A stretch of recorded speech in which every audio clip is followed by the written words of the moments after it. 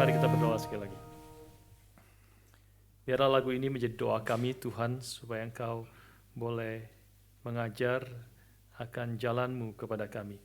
Di tengah-tengah akan begitu banyak pendapat, berita yang kami dengar, informasi yang begitu banyak di tengah-tengah dunia ini.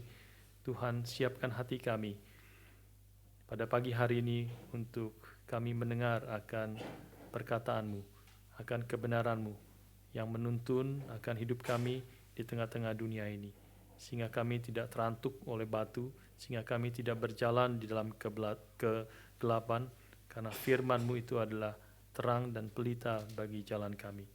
Ajarlah kami dan pimpinlah kami. Bukalah hati kami, ya Tuhan, sehingga kami semua boleh mendengar akan kebenaran firman-Mu, dan berkati hamba-Mu yang penuh dengan kelemahan, sehingga dia boleh memberitakan firman-Mu sesuai dengan jalan dan kehendak-Mu. Di dalam nama Tuhan kami Yesus Kristus, kami bersyukur, kami berdoa. Amin. Silakan duduk saudara sekalian. Mari kita membuka Alkitab kita dari Wahyu pasal yang ke-22. Wahyu pasal yang ke-22.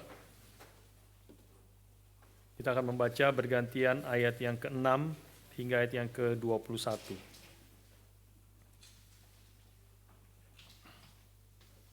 Wahyu pasal 22 ayat yang ke-6 hingga ayat yang ke-21. Mari kita membaca secara berganti-gantian. Saya mulai ayat yang ke-6, saudara ayat yang ke-7, dan bergantian seterusnya sampai ayat yang ke-21. Wahyu 22 ayat yang ke-6 saya akan mulai. Lalu ia berkata kepadaku, perkataan-perkataan ini tepat dan benar, dan Tuhan Allah yang memberi roh kepada para nabi telah mengutus malaikatnya untuk menunjukkan kepada hamba-hambanya apa yang harus segera terjadi.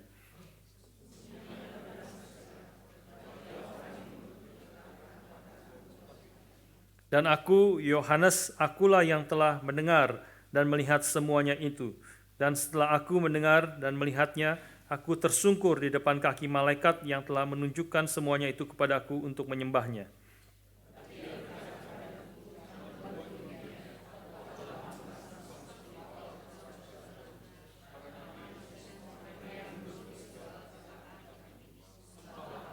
Lalu ia berkata kepadaku, jangan memeteraikan perkataan-perkataan nubuat dari kitab ini, sebab waktunya sudah dekat.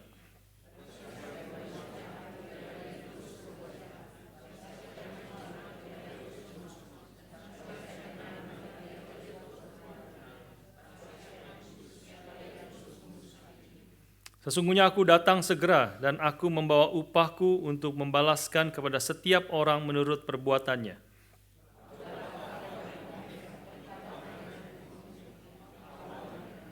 Berbahagialah mereka yang membasuh jubahnya, mereka akan memperoleh hak atas pohon-pohon kehidupan dan masuk melalui pintu-pintu gerbang ke dalam kota itu.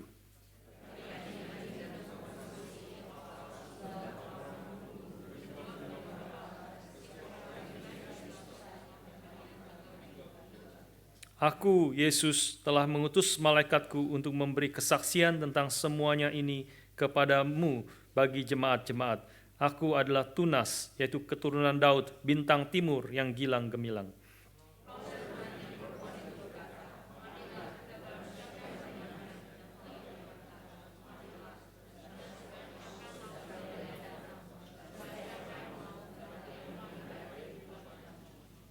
Aku bersaksi kepada setiap orang yang mendengar perkataan-perkataan nubuat dari kitab ini.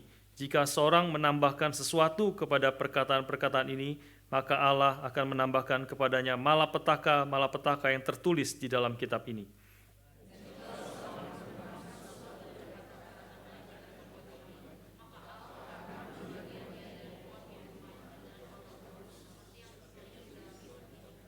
Ia yang memberi kesaksian tentang semuanya ini berfirman, ya, aku datang segera. Amin. Datanglah Tuhan Yesus.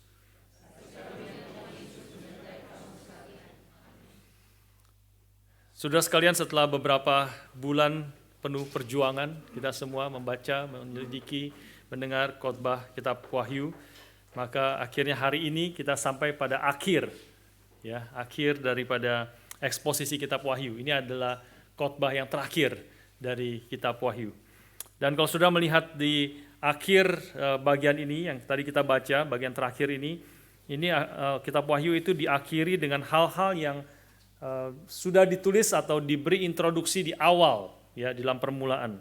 Khususnya misalnya di situ dikatakan ini adalah semua kitab Wahyu ini untuk menunjukkan kepada hamba-hambanya apa yang harus segera terjadi. Tadi dikatakan di dalam ayat 6, ya, itu mengatakan di dalam pasal 1 ayat 1 itu sudah dikatakan, ya, bahwa Tuhan Yesus juga mengatakan aku akan segera datang. Itu juga hal-hal yang sudah dari awal dikatakan oleh Tuhan Yesus di dalam kitab Wahyu ini yang dituliskan dan diwahyukan kepada Yohanes. Saudara sekalian, seluruh kitab Wahyu ini ditulis supaya umat Tuhan itu tetap berpegang teguh pada nubuatan, kepada perkataan Tuhan, karena ini adalah perkataan yang benar, perkataan yang pasti terjadi sesuai dengan janjinya. Di tengah-tengah dunia yang penuh pendapat, penuh ketidakpastian, penuh kepalsuan ini, satu-satunya yang pasti dan dapat dipercaya sepenuh hati adalah firman Tuhan yang hidup, yang Tuhan sudah nyatakan kepada kita di dalam seluruh Alkitab dan secara khusus di dalam kitab Wahyu kepada Rasul Yohanes. Saudara sekalian, kita akan melihat sedikit di dalam bagian terakhir ini akan apa yang dikatakan di dalam bagian terakhir ini, karena banyak hal sebenarnya sudah dinyatakan sebelumnya dan kemudian saya akan simpulkan secara menyeluruh apa yang menjadi berita kitab Wahyu, apa yang kita perlu ingat dan terima dari seluruh kitab Wahyu ini. Saudara sekalian, yang pertama kita melihat di dalam bagian terakhir ini bahwa Tuhan Yesus mengatakan bahwa aku datang segera. Ya, di dalam beberapa kali dikatakan, ayat 12 dikatakan sesungguhnya aku datang segera. Dan juga ayat 20 diulang lagi mengatakan bahwa aku datang segera. Amin, datanglah Tuhan Yesus. Ini sudah sekalian ditegaskan bahwa Kristus akan datang segera, dia akan membalaskan pada setiap orang menurut perbuatannya. Ayat 12 mengatakan akan hal itu. Harap kita semua sudah mengerti ketika Alkitab mengatakan bahwa Tuhan Yesus datang untuk membalaskan setiap orang kepada menurut perbuatannya. Ini bukanlah salvation by works, ya, bukan kita diselamatkan karena perbuatan kita, tetapi mau menegaskan bahwa perbuatan kita itu penting, perbuatan kita itu matters di hadapan Tuhan. Karena perbuatan-perbuatan kita itu menunjukkan siapa kita sesungguhnya. Jikalau kita adalah orang-orang yang telah menerima penebusan daripada Allah, kalau kita adalah orang-orang yang telah disucikan dari segala dosa-dosa kita dan kecemaran kita oleh darah Kristus, dalam ayat 14 itu ditegaskan, sebenarnya berbahagialah mereka yang membasuh jubahnya, mereka akan memperoleh hak atas pohon-pohon kehidupan dan masuk melalui pintu gerbang ke dalam kota itu. Ini semua adalah diterima, dibasuh jubahnya, dijadikan orang benar, maka kita semua adalah anugerah Tuhan semata-mata. Kita diselamatkan hanya karena anugerah Tuhan semata-mata. Dan orang-orang yang demikian yang telah menerima anugerah Tuhan, yang telah dibenarkan, ya, orang itu akan terus-menerus berbuat kebenaran. Di dalam ayat 11b itu dikatakan. Dan orang-orang yang telah dikuduskan oleh Tuhan, dia akan terus-menerus mengkuduskan akan dirinya. Jadi itu perbuatan itu menunjukkan siapa kita, apa yang kita kerjakan, lakukan, itu menunjukkan apa yang Tuhan sudah kerjakan dan di dalam kehidupan kita terlebih dahulu. Itu menjadi buah perbuatan kita penting karena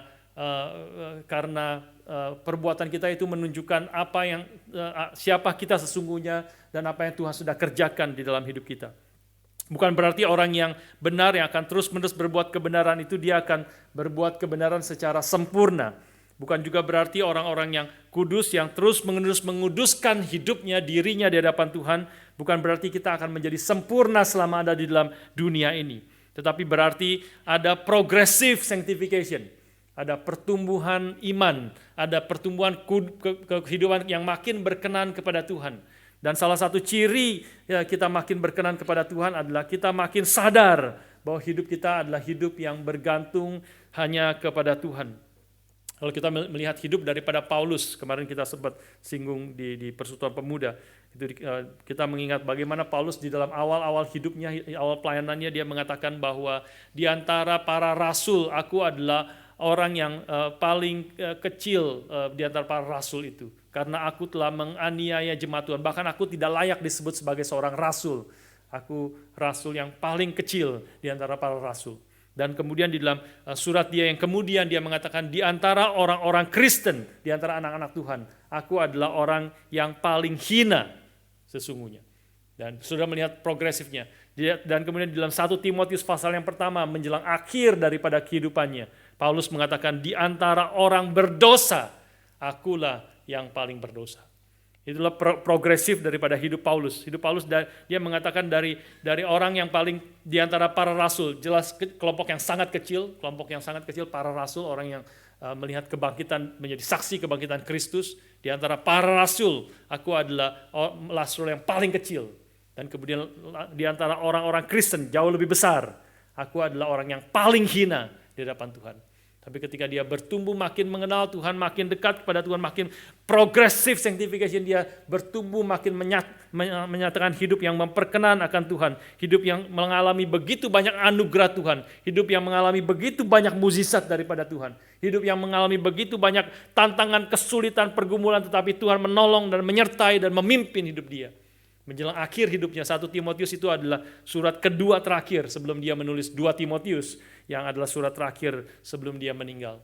Maka dia mengatakan, di antara orang berdosa, akulah yang paling berdosa. Among all the sinners, I am the worst. Dia bukan mengatakan, I was the worst. Saya dulu penganiaya jemaat, saya adalah orang yang menghujat Allah. Dia tidak mengatakan, dulu itu aku adalah orang yang paling berdosa. Tidak, dia mengatakan hari ini ketika dia makin mengenal Tuhan, makin sadar akan anugerah Tuhan, makin sadar bahwa dia tidak bisa hidup tanpa anugerah Tuhan. Dia makin sadar di luar Tuhan, aku tidak dapat berbuat apa-apa.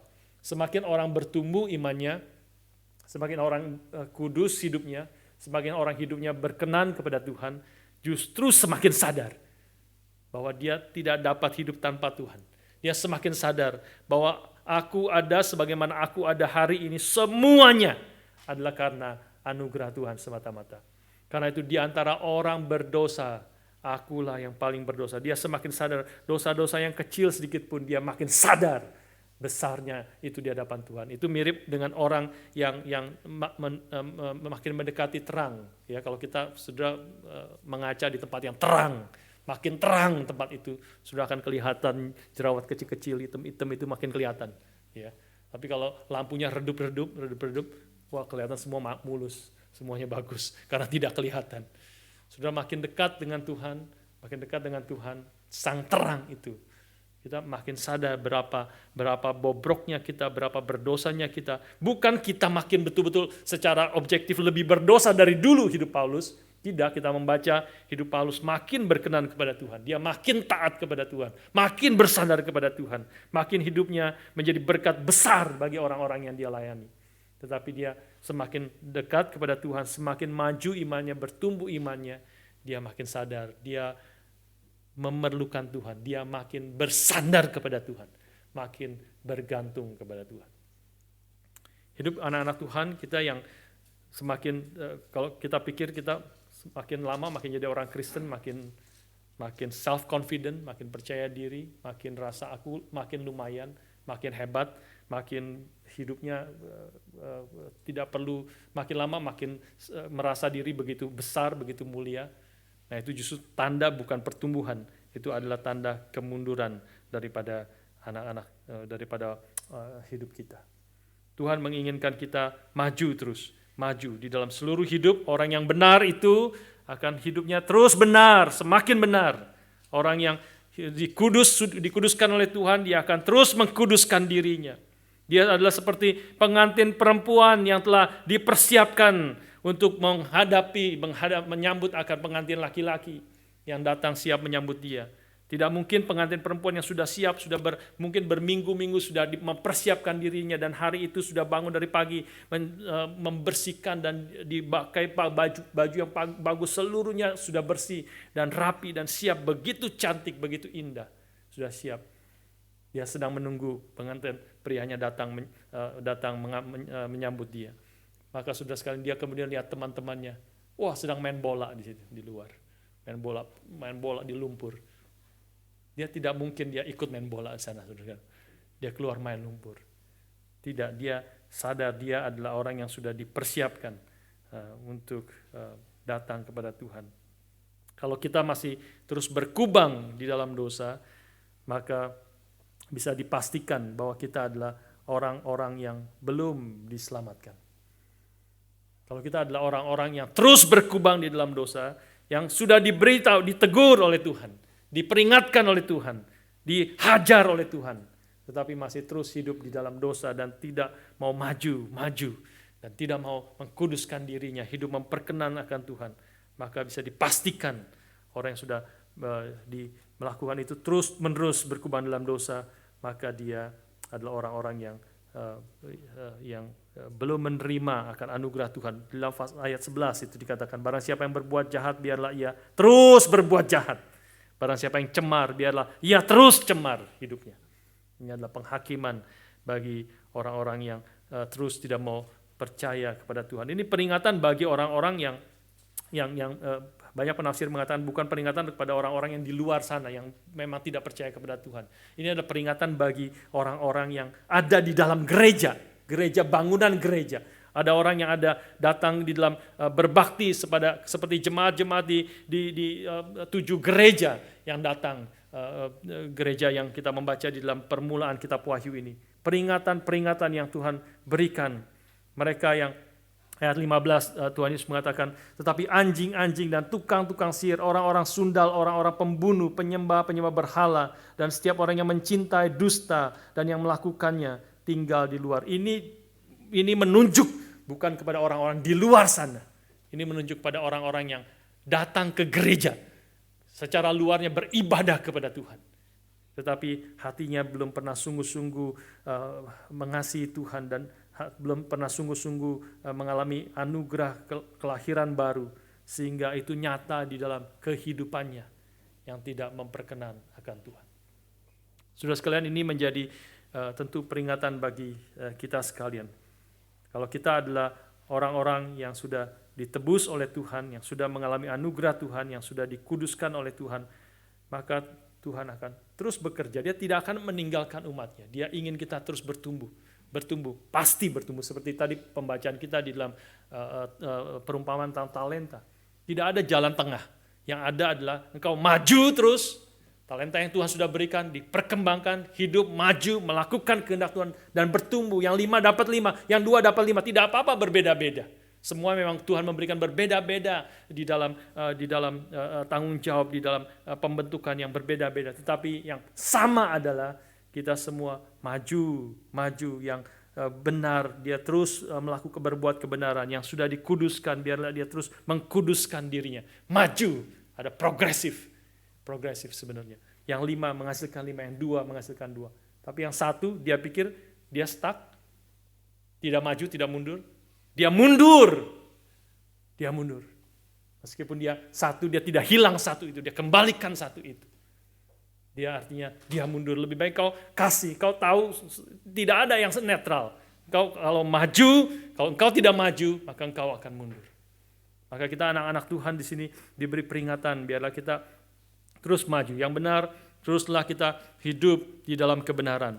Yang telah dikuduskan oleh Tuhan, biarlah kita hidupnya semakin kudus di hadapan Tuhan. Saudara sekalian, di sini adalah peringatan termasuk bagi orang-orang atau nabi-nabi palsu yang tentu ada di dalam gereja, ya, yang menjadi peringatan di dalam ayat 18-19.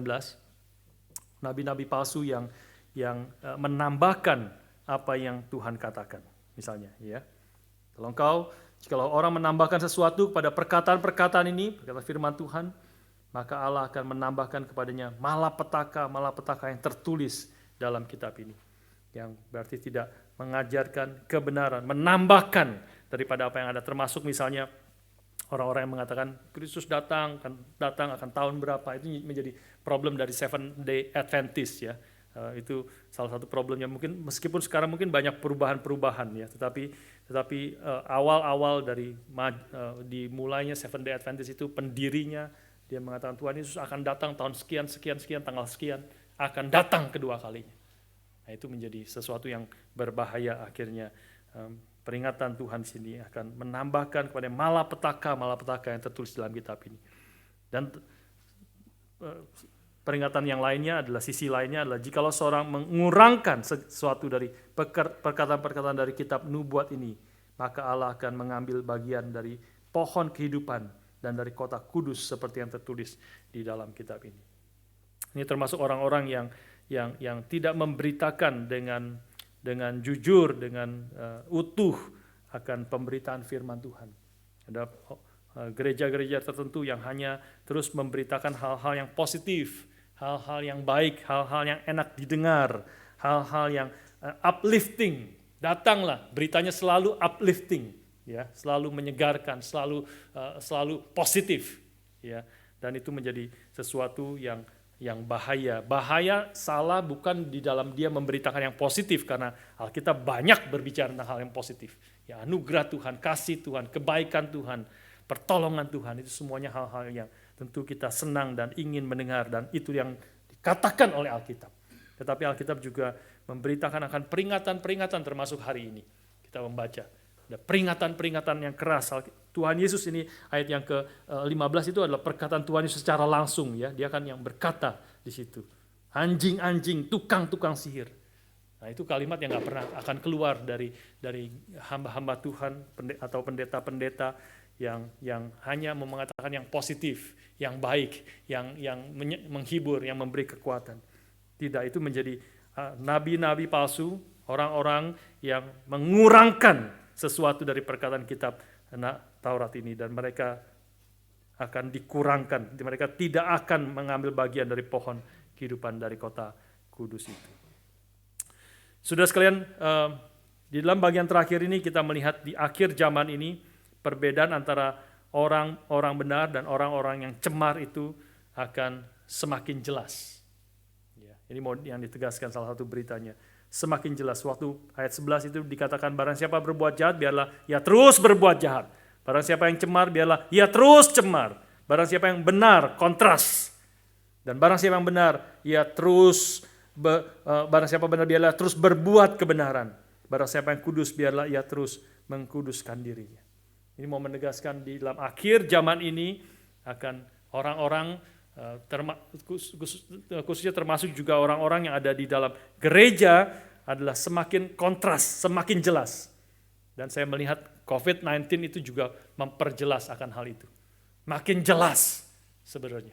Ya, siapa-siapa mereka yang sungguh-sungguh mau mengikut Tuhan, atau siapa-siapa yang sesungguhnya dengan alasan COVID-19, dengan sudah 2 tahun ada di rumah, ya akhirnya betul-betul mulai mundur dan akhirnya hilang dan tidak pernah ada lagi datang lagi ke gereja. Itu menjadi sesuatu yang sangat-sangat berbahaya. Dan di sini dikatakan selanjutnya adalah kita melihat bahwa orang-orang yang benar, yang telah dibenarkan oleh Kristus, dia bukan hanya akan bertahan menghadapi tekanan dan aniaya daripada dunia yang berdosa, tetapi orang-orang yang benar, yang telah menerima anugerah Tuhan akan didorong, dipanggil Tuhan untuk membalas kejahatan dengan kebaikan. Nah, ini dari tadi ayat 12 sampai ayat 16 itu Tuhan Yesus yang berbicara, ya. Aku segera datang dan seterusnya. Tapi waktu masuk ayat yang ke-17 tiba-tiba berubah. Yang berkata bukan Roh Kudus, bukan Tuhan Yesus, tetapi kalimat yang roh dan pengantin perempuan itu yang berkata.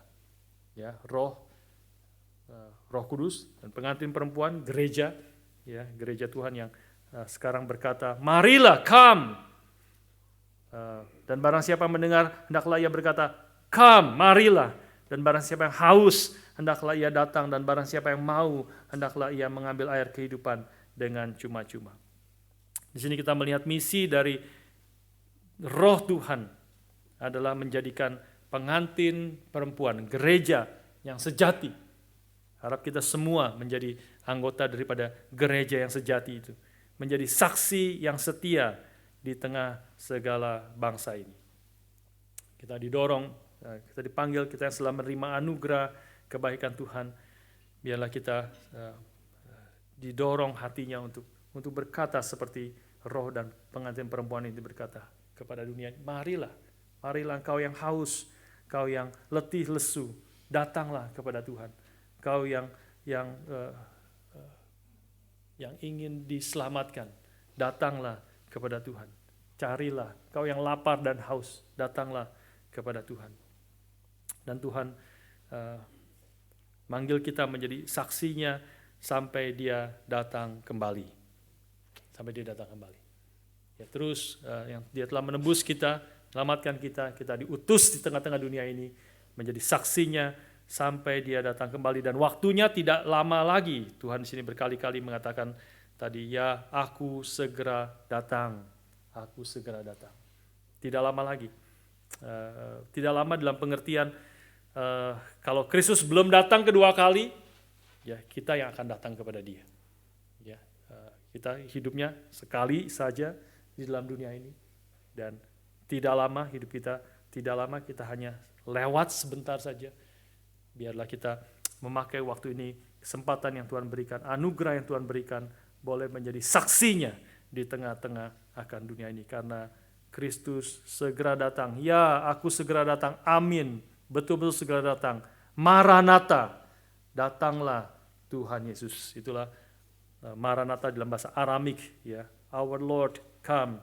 Datanglah. Itulah kerinduan. Itulah orang-orang yang menjadi saksi Tuhan, hidup menyenangkan Tuhan, hidup mentaati Tuhan, dan menghadapi banyak tantangan, kesulitan, dan pergumulan.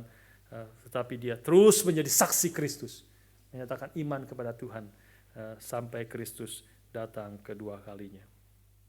Dan inilah juga ya Maranatha yang dikatakan Paulus dalam 1 Korintus 16 ayat 22, itu hanya satu kata yang muncul di situ, Maranatha.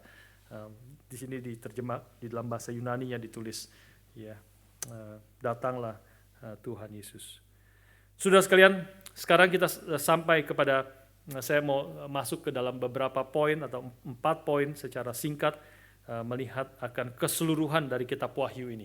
Ya, setelah membahasnya pasal demi pasal, maka hari ini kita akan melihat secara besar, secara keseluruhan, move back kembali dan melihat secara besar akan apa yang kita harus terima, apa yang harus kita dapat waktu kita membaca kitab Wahyu, dan setelah merenungkan beberapa bulan terakhir, apa yang kita boleh terima, dan kita membentuk, paling tidak mengingatkan kita akan segala kebenaran firman yang diajarkan di dalam kitab Wahyu ini. Ada beberapa hal, 4 hal yang kita boleh simpulkan di dalam kitab Wahyu ini. Yang pertama, Tuhan ingin waktu kita membaca, merenungkan kitab Wahyu ini, dia ingin kita melihat situasi hidup kita di dalam perspektif yang sebenarnya. Ini hal pertama, supaya kita mengerti dan melihat situasi hidup kita, hidup gereja Tuhan, ya kita gereja Tuhan, di dalam perspektif yang sebenarnya. Wahyu itu mengajarkan kepada kita tentang 2 realita situasi hidup kita yang kita perlu pegang secara paradoks.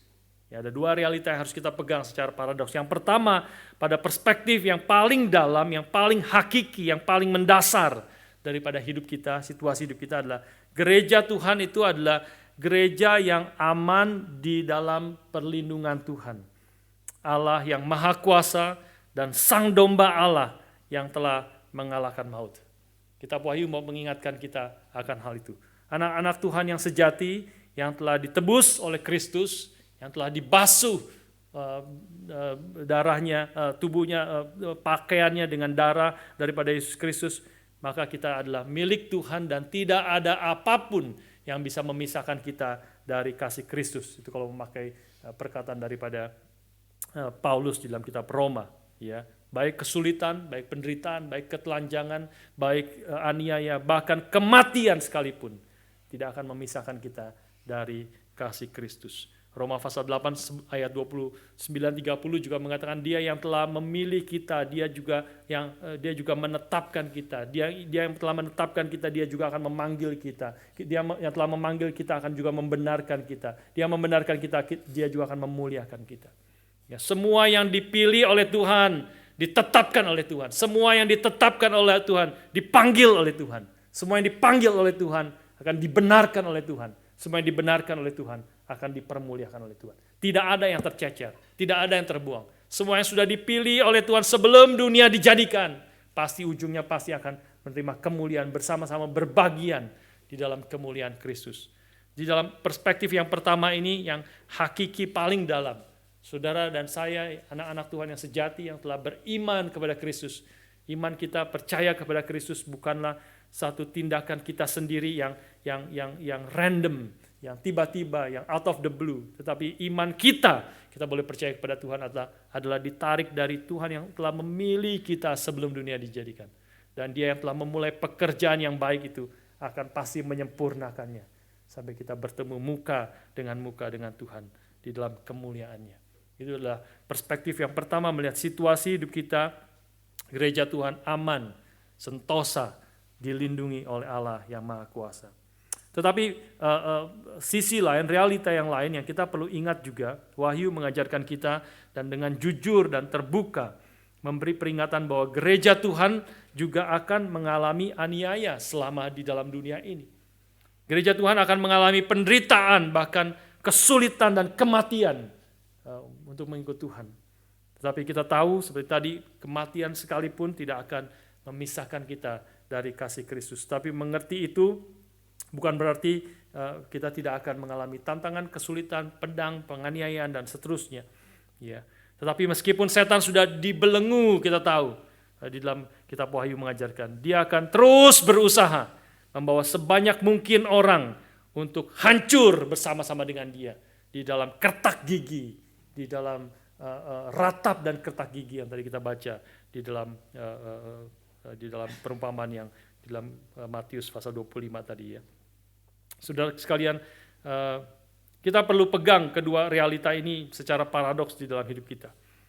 Karena kalau kita hanya menyadari, mengingat bahwa kita adalah orang yang telah Tuhan pelihara, aman dan sejahtera, sekali selamat sudah pasti selamat, maka kita akan menjadi kaget atau kecewa ketika kita mengalami banyak tantangan, kesulitan, penderitaan, sakit, penyakit, dan sebagainya.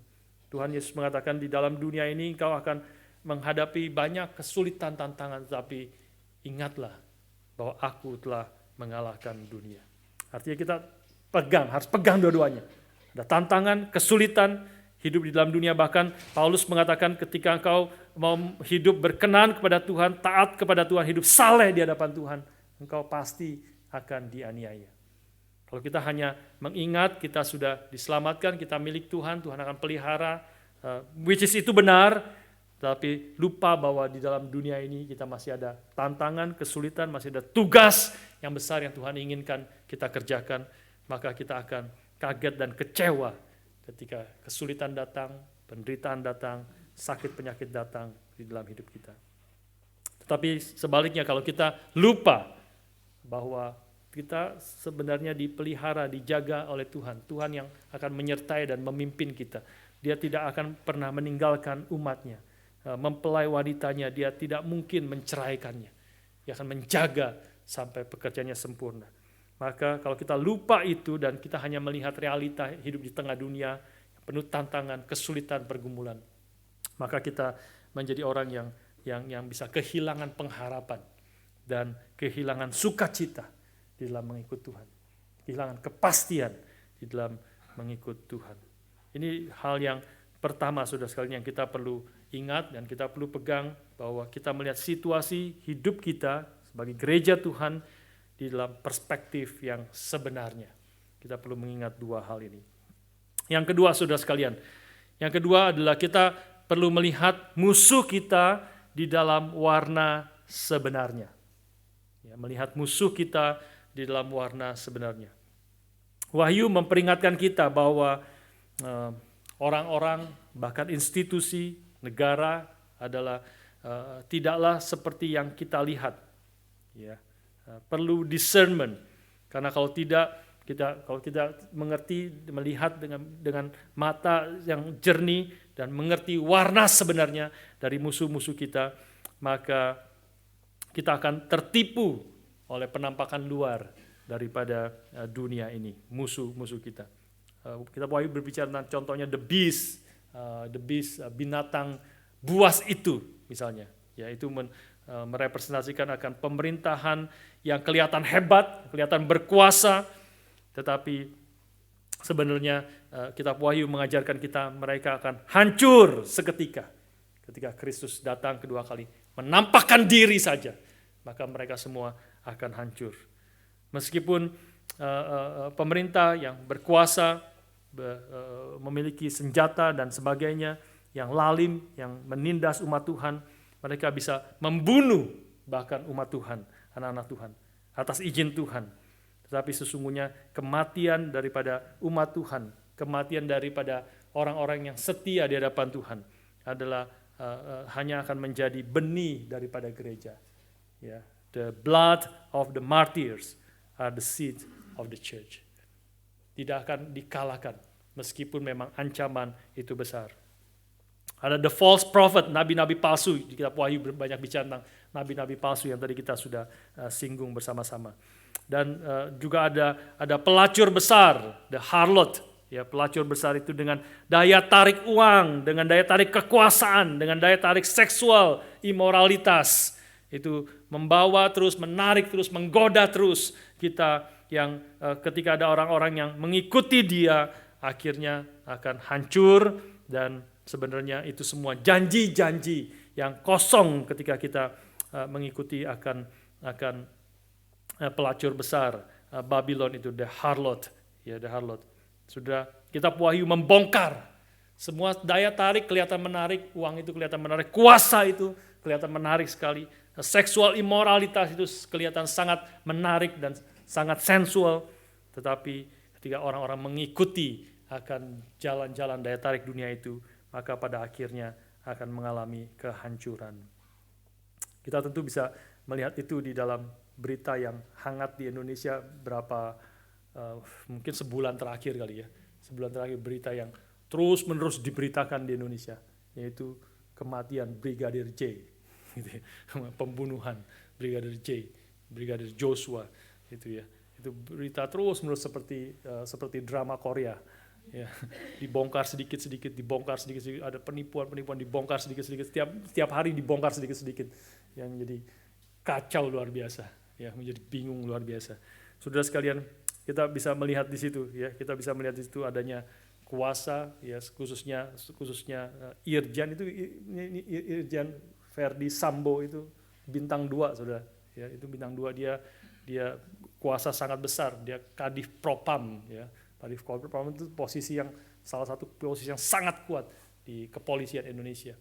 Dia boleh dikatakan, ada yang mengatakan itu adalah marwahnya Polri, ya, kuasa yang sangat besar sekali.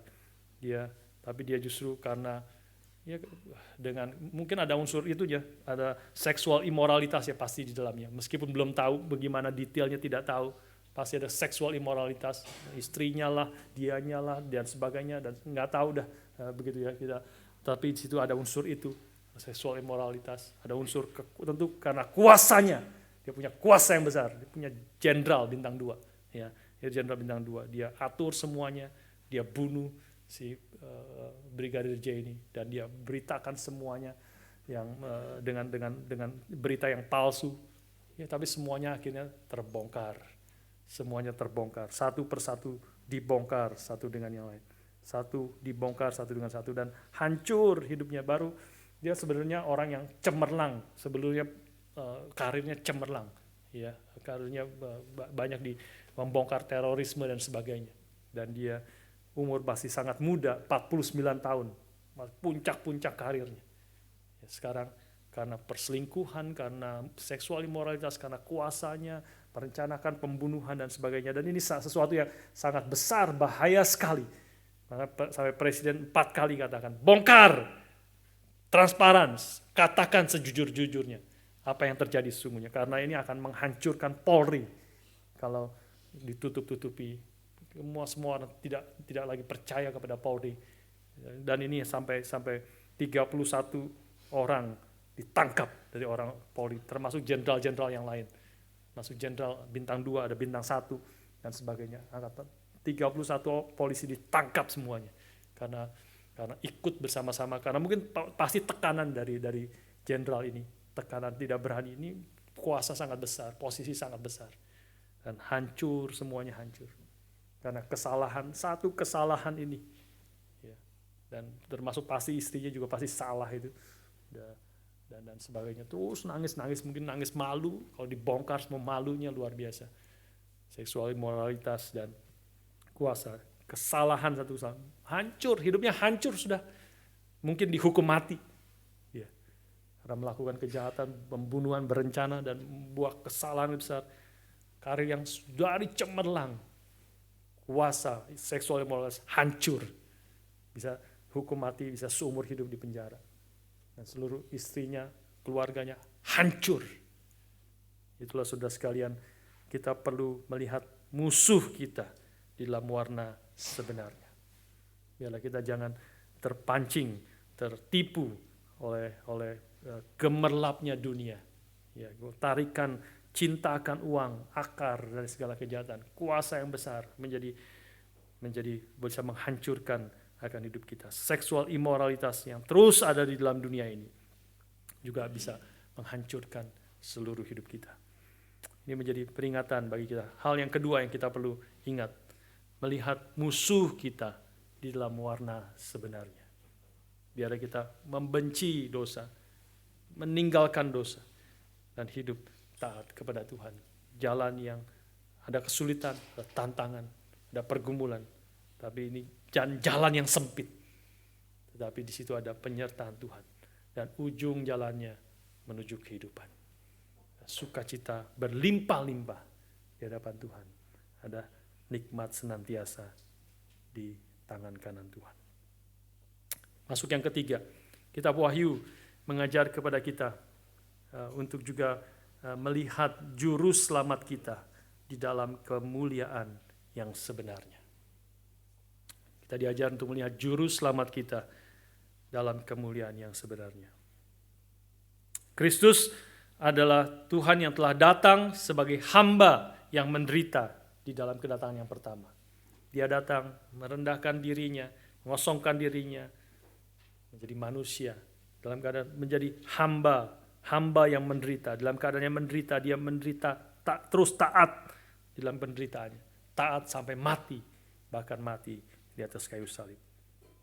Tentu bagi orang yang memiliki mata dan telinga dan bisa mendengar, melihat kemuliaan daripada Kristus bahkan di dalam kematiannya, salib adalah kemuliaan yang sangat besar. Tetapi bagi dunia ini mereka tidak mengerti. Itulah kehinaan, dan Kristus memang datang merendahkan dirinya, terbungkus, tersembunyi akan berita itu daripada mata orang-orang yang buta dan yang tuli, tidak mendengar akan berita firman. Tetapi ketika dia akan datang kembali, second coming of Christ di dalam kitab Wahyu itu diberitakan, semua menjadi jelas, kemuliaannya menjadi jelas. Semua lidah akan mengaku Yesus adalah Tuhan. Semua lutut akan bertelut dan mengaku Dia adalah Tuhan, Dia adalah King of Kings and Lord of Lords. Semua pujian akan dinaikkan kepada Dia. Semua makhluk di bumi, di atas bumi, di bawah bumi, di segala macam alam semesta, semua termasuk umat Tuhan akan menyembah Dia dengan puji-pujian yang sempurna. Seperti Wahyu pasal 4, pasal 5 mengatakan segala kuasa, kekayaan, hikmat, kekuatan, hormat, kemuliaan, dan puji-pujian hanya bagi Dia. Dan umat Tuhan akan melihat Dia face to face, wajah demi wajah bertemu dengan wajah. Satu privilege yang besar yang tidak bisa dinikmati oleh siapapun di dalam perjanjian lama, perjanjian baru. Tidak pernah bisa melihat Tuhan dan akan tetap hidup. Ya. Dan itulah kemuliaan Tuhan yang akan nanti kita akan melihat Dia wajah dengan wajah. Kemuliaan Tuhan juru selamat kita yang sebenarnya akan dinyatakan ketika Dia datang kedua kalinya. Biarlah kita menantikan itu, kita mengharap itu, dan seperti yang sudah dinyatakan di dalam kitab Wahyu, biarlah kita terus makin bertumbuh, makin mengenal Dia, makin sadar Dia adalah Tuhan yang begitu mulia, begitu besar, begitu agung dengan segala hal yang sudah digambarkan di dalam kitab Wahyu bagi kita sekalian. Yang terakhir, saudara sekalian, yang terakhir, kitab Wahyu juga mengajar kita untuk kita boleh melihat diri kita di dalam keindahan yang sebenarnya. Diri kita maksudnya gereja. Ya, biarlah kita boleh melihat gereja Tuhan. Kita adalah bagian daripada gereja Tuhan. Kitab Wahyu juga mengajar kita supaya kita boleh melihat keindahan yang sebenarnya daripada gereja Tuhan. Wahyu menunjukkan kepada kita bagaimana Kristus melihat akan gerejanya, pengantin perempuannya. Ya. Kalau kita mengingat 7 gereja yang kepada siapa surat ini diberikan, itu adalah kebanyakan dari mereka itu mendapat puji-pujian daripada Tuhan, tetapi juga banyak yang mendapat teguran daripada Tuhan. Gereja Tuhan ini adalah gereja yang kehilangan kasih, gereja yang berkompromi dengan ajaran-ajaran yang sesat. Ya, ada kemunafikan dalam gereja, ada kesombongan di antara mereka, ada imoralitas dan lain-lain. Begitu banyak dosa di dalam gereja. 7 gereja yang dengan jujur digambarkan di dalam kitab Wahyu. Gereja-gereja yang memang tidak sempurna. Tetapi apa yang menjadi respon sang pengantin pria melihat gerejanya yang penuh dengan cacat celah ini? Apakah dia akan meninggalkannya? Apakah dia akan membuangnya? Apakah dia tetap mengasihi akan gerejanya? Kita membaca, kita tahu ya, Tuhan tetap mengasihi gerejanya, umat Tuhan di dalam segala ketidaksempurnaannya. Ya. Tapi kalau mereka adalah anak-anak Tuhan yang sejati, Tuhan secara besar melihat, inilah gerejaku, milikku, aku mengasihi akan dia. Termasuk kepada gereja Laodikia, salah satu gereja yang ditegur dengan keras, bahkan tidak ada pujian sama sekali kepada gereja Laodikia. Teguran demi teguran keras sekali. Tuhan Yesus mengatakan kepada gereja Laodikia. Tetapi di dalam semua teguran yang dia telah katakan kepada gereja Laodikia, dia kemudian mengatakan, "Those whom I love, I reprove and discipline." Mereka yang aku kasihi, aku tegur dan ku hajar. Tuhan menegur dengan keras, mendisiplin akan gerejanya. Karena dia mengasihi akan gerejanya. Kita tahu itu seperti seorang ayah kepada anaknya yang dia kasihi. Maka anaknya yang salah, hidup di dalam ketidakbenaran akan dihajar, akan didisiplin. Justru karena ayahnya mengasihi anak.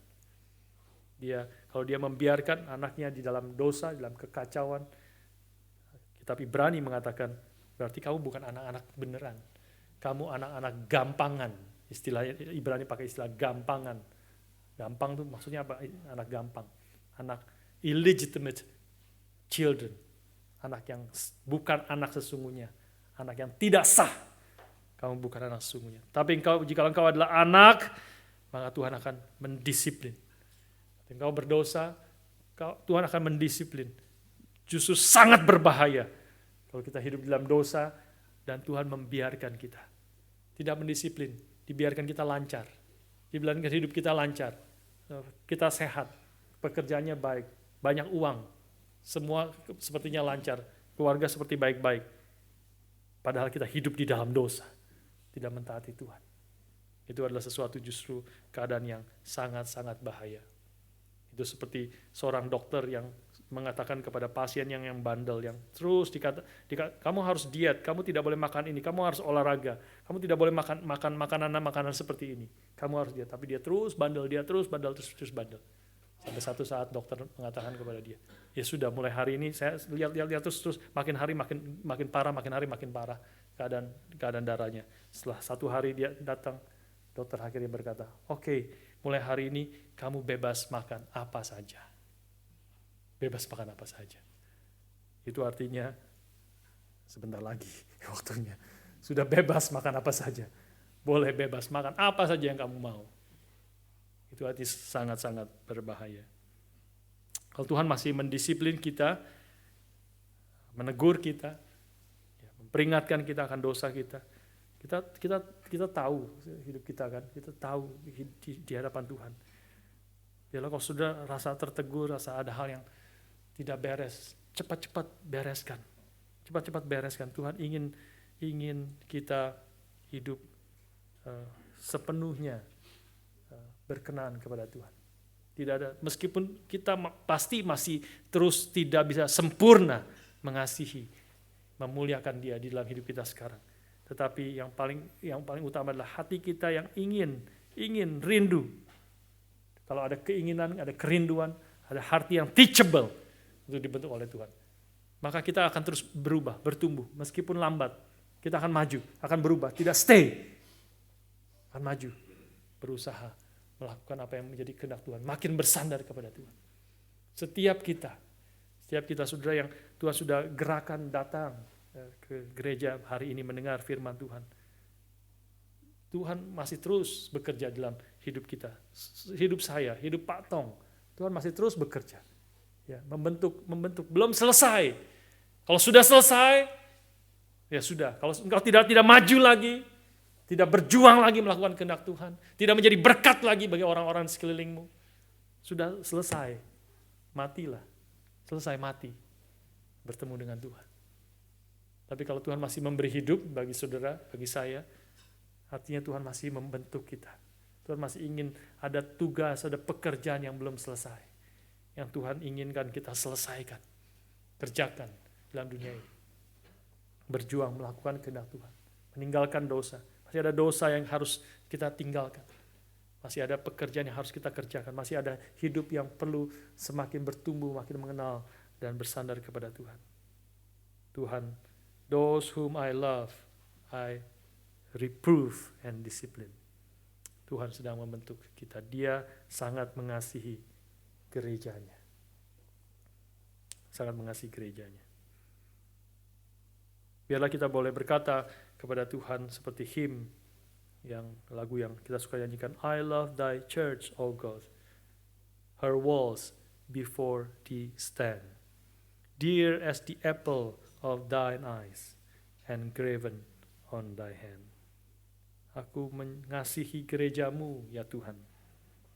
Semua tembok-temboknya yang berdiri di hadapan Tuhan. Seperti biji mata Tuhan, nama kita juga terukir di tangannya. Ya, di tangannya. Ini lagu yang tidak mudah kita amini, nyanyinya mungkin mudah, tapi mengamini, mempercayai sedalam hati kita tidak mudah sebenarnya.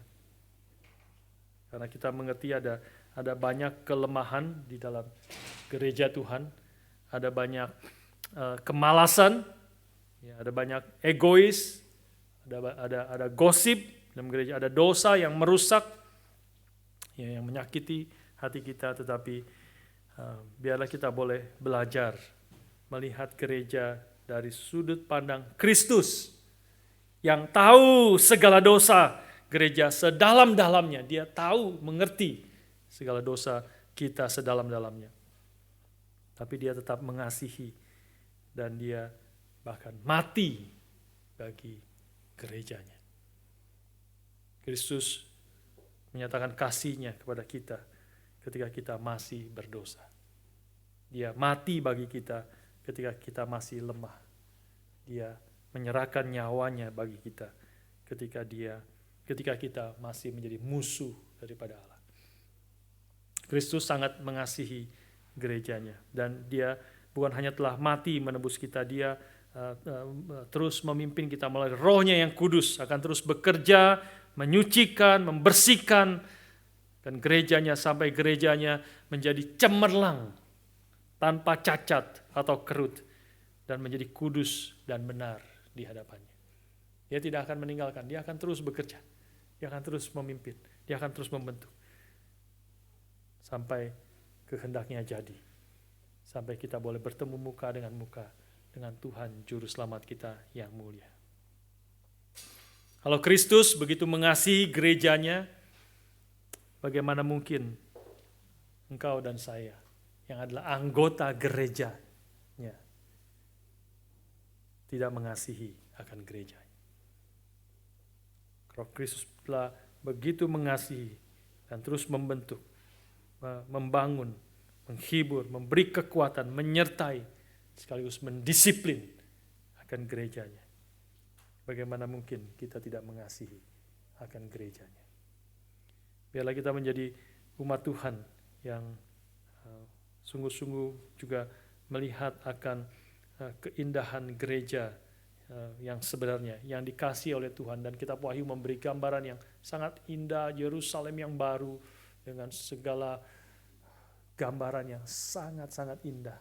Itulah karena Tuhan, itulah rencana Tuhan bagi gerejanya yang sungguh memuliakan Dia dan menyatakan keindahan akan gerejanya, karena Dia menginginkan gerejanya untuk mempelai wanitanya yang cemerlang di hadapan dirinya. He wants to present the church to himself as a radiant church. Gereja yang cemerlang. Dia tidak menginginkan gereja yang cacat, gereja yang penuh celah, gereja yang kotor. Dia menginginkan gereja yang sempurna. Dia ingin mempelai wanita yang sempurna. Dan dia sedang mengerjakan itu di dalam hidup kita. Biarlah kita mau taat kepada Dia, dan kita juga berbagian di dalam rencananya itu. Di dalam membentuk bersama-sama gereja Tuhan, umat Tuhan. Sebagai anggota tubuh yang berbeda-beda, kita berbagian membangun satu dengan yang lain di dalam kasih, mengatakan mengajarkan kebenaran di dalam kasih, membangun semua maju ke arah Kristus yang adalah kepala daripada gereja itu, kepala daripada tubuh. Biarlah kita bertumbuh bersama-sama di akhir dari Kitab Wahyu ini. Sekali lagi biarlah kita diingatkan, paling sedikit kita ketika pulang selesai Kitab Wahyu, sudah mengingat bahwa kita boleh melihat situasi hidup kita, situasinya dalam perspektif yang benar. Tantangan, kesulitan, tapi juga Tuhan yang jaga, pelihara sampai selama-lamanya. Kita melihat juga akan musuh kita di dalam warna yang sebenarnya. Kelihatan mengerikan, kelihatan menakutkan, memang akan ada tantangan, kesulitan yang kita akan hadapi, tetapi sesungguhnya itu adalah musuh-musuh yang bangkrut, yang sudah diikat. Naga itu sudah diikat dan terbatas, masih bisa melakukan aumannya. Petrus memberi contoh seperti dia adalah si setan seperti singa yang mengaum, masih bisa mengaum, memberi rasa takut dan mengancam kita. Tapi Pilgrim Progress itu, John Bunyan mengatakan, kalau engkau dekati singa yang mengaum itu, sebenarnya singa itu sudah dirantai. Singa itu sudah dirantai. Meskipun masih bisa melukai kita secara terbatas, tetapi dia, semua yang dia bisa kerjakan adalah atas izin Tuhan. Dia sudah dikalahkan. Setan sudah dikalahkan. Biarlah kita melihat musuh kita di dalam warna sebenarnya. Dan kita melihat juru selamat kita di dalam kemuliaan yang sebenarnya. Kemuliaan yang begitu terbatas, kalimat kita, kata-kata kita dinyatakan bisa menggambarkan. Tapi itulah yang digambarkan Kitab Wahyu. Besaran, menyembah, tunduk, memuliakan Dia. Bukan hanya makhluk-makhluk di dunia ini, tetapi di sorga, di bumi, para malaikat, para tua-tua, semuanya sujud menyembah, meninggikan Dia dalam pujian yang sempurna. Dan terakhir, biarlah kita melihat diri kita, gereja Tuhan, diri kita juga termasuk masing-masing yang adalah anggota gereja Tuhan di dalam keindahan yang sebenarnya, yang Tuhan kasihi, sedang membentuk, menyertai sampai sempurna di hadapan Tuhan. Biarlah kita boleh mengingat itu dan boleh menjadi orang-orang yang terus taat kepada Tuhan, hidup memuliakan Tuhan. Mari kita berdoa, saudara-saudara.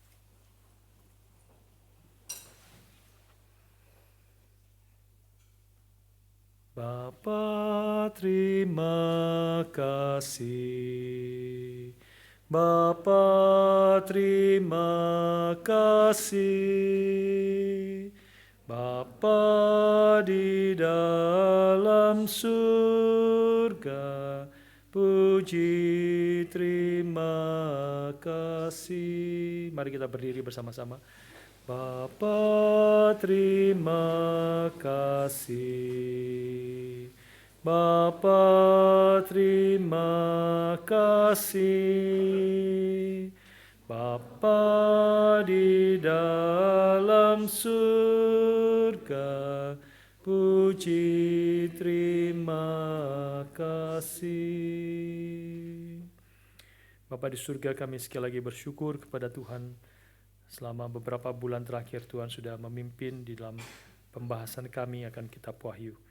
Meskipun kami sadar begitu terbatas pengetahuan kami, kemampuan kami untuk mempelajari, mengkhotbahkan, menyelidiki kitab Wahyu, tapi kami bersyukur Tuhan sudah pimpin sejauh yang Tuhan sudah pimpin dan bukakan kepada kami.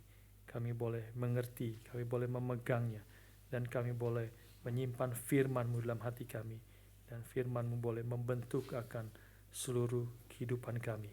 Bagaimana kami boleh melihat akan situasi hidup kami yang sesungguhnya.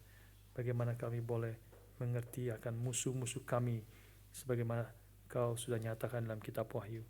Bagaimana kami boleh mengenal juru selamat kami yang penuh dan kemuliaan.